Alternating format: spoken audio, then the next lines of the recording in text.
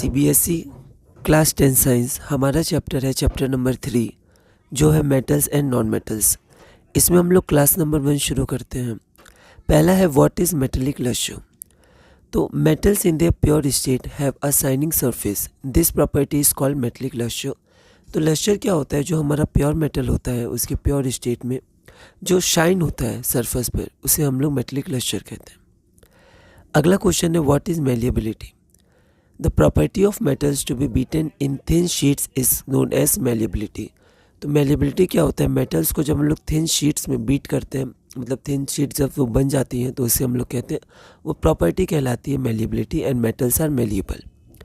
अगला क्वेश्चन है name the two most malleable metals. तो the two most malleable metals क्या होता है? गोल्ड और सिल्वर। अगला है what is ductility, name the most ductile metal. तो the ability of metals to be drawn into thin wires is known as ductility. और gold हमारा मोस्ट डक्टाइल मेटल होता है, तो थिन शीट्स में मेलिएबिलिटी और थिन वायर्स में हमारा डक्टिलिटी कहलाता है। अगला है why are metals use for making cooking vessels.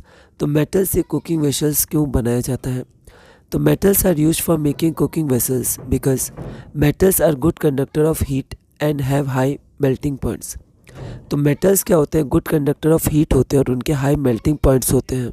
हमारा अगला क्वेश्चन है question number 6, name the two metals that are best conductors of heat. तो ऐसे कौन से मेटल्स हैं जो हीट के बेस्ट कंडक्टर हैं? तो the two metals that are best conductors of heat are, पहला सिल्वर, जिसे एजी से भी रिप्रेजेंट कर सकते हैं, आप सिर्फ सिल्वर भी लिख सकते हैं, और दूसरा हमारा कॉपर है। अगला क्वेश्चन है name any two metals that are poor conductors of heat. तो the two metals that are poor conductors of heat are, पहला है लेड पीबी और दूसरा है मरकरी एचजी, आप सिर्फ नाम भी लिख सकते हैं। अगला है are metals good conductors of electricity. क्या मेटल्स इलेक्ट्रिसिटी के गुड कंडक्टर्स होते हैं? तो yes, metals are good conductors of electricity. वो अलाउ करते हैं इलेक्ट्रिसिटी को फ्लो करने में क्योंकि उनके पास फ्री इलेक्ट्रॉन्स होते हैं। व्हाट आर इंसुलेटर्स या electric insulators, give examples. An electric insulator is a material that do not allow electric current to flow freely। जो इलेक्ट्रिक करंट को अपने से फ्रीली फ्लो करना अलाउ नहीं करता है। एग्जाम्पल के लिए ग्लास हो गया, प्लास्टिक, रबर, एयर, वुड, है ना। आप 2-3 एग्जाम्पल भी दे सकते हैं। What is the full form of PVC. PVC का फुल फॉर्म क्या होता है? तो the full form of PVC is poly vinyl chloride. ये एक पॉलीमर होता है। अगला है why are electric wires coated with material such as PVC. तो जो इलेक्ट्रिक वायर्स होते हैं जिनमें से करंट पास करती है, उनके जो ऊपर में रबर होती है वो पीवीसी की होती है, ऐसा क्यों? PVC is a bad conductor, PVC is a bad conductor और गुड इंसुलेटर ऑफ इलेक्ट्रिसिटी। तो पीवीसी अपने से इलेक्ट्रिसिटी को फ्लो नहीं होने देती है, इसलिए उसे बैड कंडक्टर कह दिया जाता है, या फिर गुड इंसुलेटर भी इसे कह सकते हैं क्योंकि वो करंट को फ्लो होने नहीं देती है। Electric wires are made up of metal such as copper that are good conductor of electricity. अब उसके अंदर जो इलेक्ट्रिसिटी पास होती है वो कॉपर वायर से पास होती है, ठीक है, जनरली जो गुड कंडक्टर होता है मेटल से। Hence wires are coated with PVC to prevent us from getting electrical shock. तो क्या होता है? वो इंसुलेटर होता है तो अलाउ नहीं करता है जो करंट होता है उसको बाहर भी वो फ्लो कर पाए, तो वो उसके अंदर ही फ्लो करता है। तो अगर हम उसको टच करते हैं तो हम लोग उस रबर को टच करते हैं, पीवीसी की रबर को, पीवीसी कोटेड मटेरियल को, तो हम लोग को करंट या शॉक नहीं लगता है, करंट अंदर ही अंदर फ्लो करता रहता है। Why are metals sonorous. Sonorous क्यों होते हैं metals? Metals produce sound when hit on the surface, hence they are said to be sonorous. तो वो क्या करते हैं? साउंड को प्रोड्यूस करते हैं, सोनरिटी प्रॉपर्टी होती है, तो मेटल सोनरस होते हैं। Why are school bells made of metals. क्योंकि जब स्कूल बेल को हम लोग हिट करते हैं तो साउंड प्रोड्यूस होता है जो दूर तक सुनाई देता है। तो स्कूल बेल्स मेटल से क्यों बने रहते हैं?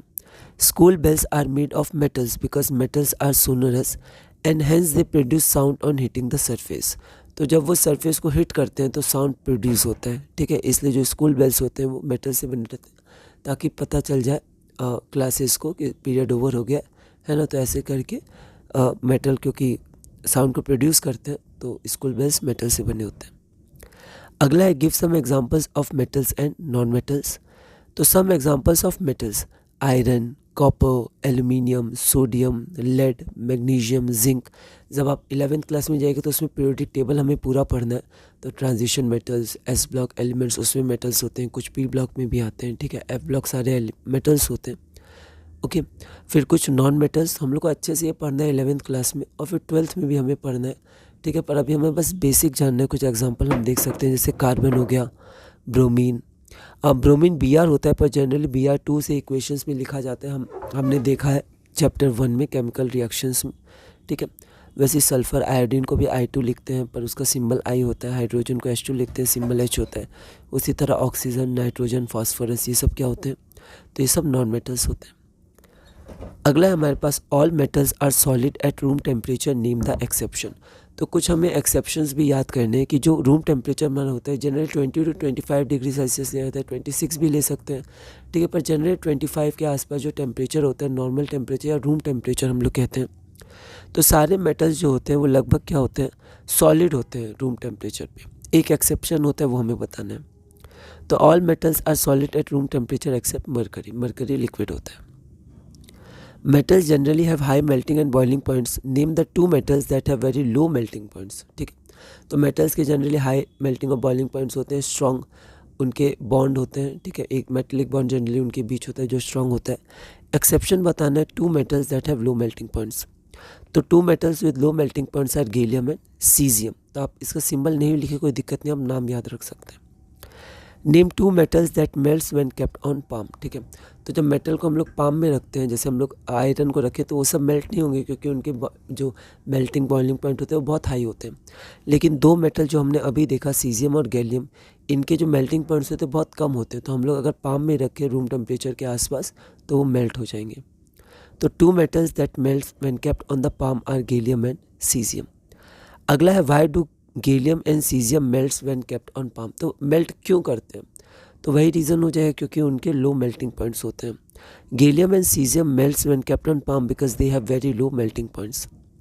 अब मेल्टिंग पॉइंट ऑफ गैलियम लगभग 30 डिग्री होता है और सीजियम 28 डिग्री सेल्सियस, और रूम टेम्परेचर लगभग 20 to 25 डिग्री सेल्सियस होते हैं। बहुत क्लोज होते हैं ये दोनों रूम टेम्परेचर के, तो ये मेल्ट कर जाते हैं। ठीक है, अगला है non metal generally lack lustre on the surface, name a non metal that is lustrous.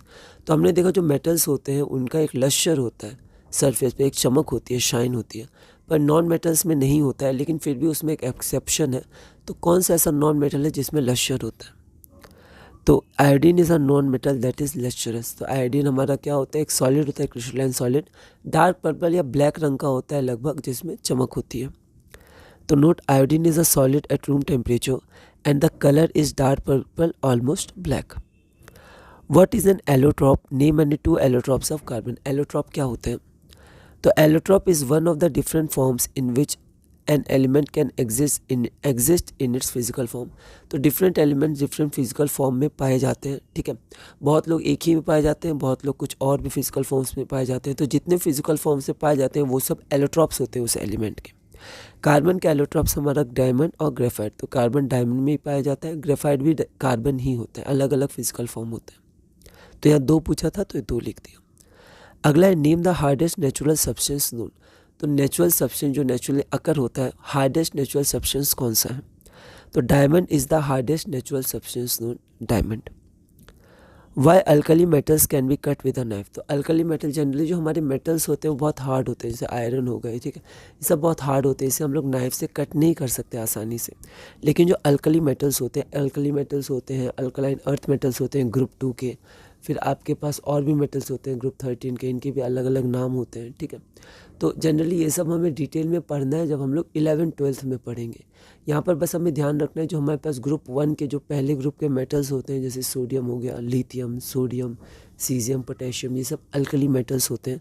तो अल्कली मेटल्स को हम लोग आसानी से नाइफ से काट सकते हैं। ठीक है, ऐसा क्यों? ऐसा इसलिए क्योंकि alkali metals are very soft, hence they can be cut with a knife, क्योंकि वो बहुत ही सॉफ्ट होते हैं। ठीक है, जनरली मेटल्स हार्ड होते हैं, सॉफ्ट नहीं होते। तो कुछ एक्सेप्शन हमें ध्यान रखने हैं। Diamond has very high melting and boiling point. Diamond का बहुत ही हाई मेल्टिंग और बॉइलिंग पॉइंट होता है। Diamond is an electric insulator while graphite is a conductor of electricity. ये दोनों एलोट्रॉप्स ऑफ कार्बन है। तो डायमंड क्या है? इलेक्ट्रिकल इंसुलेटर है, ठीक है, उससे करंट फ्रीली पास नहीं कर पाता है। और जो हमारा ग्रेफाइट है वो क्या है? वो कंडक्टर ऑफ इलेक्ट्रिसिटी है, वो जो हमारी इलेक्ट्रिसिटी है वो फ्रीली उससे कंडक्ट हो सकती है।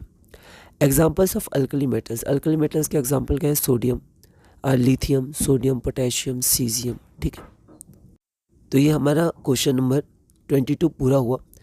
तो इस क्लास में हमने क्वेश्चन नंबर 22 तक किया।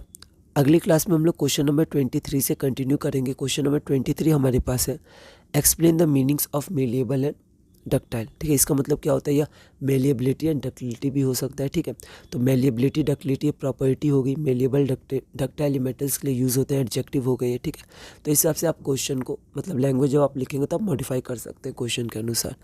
ये क्वेश्चन एनसीईआरटी इंटेक्स क्वेश्चन का है। तो इस वीडियो में हमने क्लास नंबर 1 पूरी की और क्वेश्चन नंबर 22 तक किया। अगली वीडियो में हम लोग क्लास नंबर 2 कंटिन्यू करेंगे और क्वेश्चन नंबर 23 से कंटिन्यू करेंगे और धीरे धीरे अपनी class 10 science chapter 3 metals and non metals में आगे बढ़ेंगे।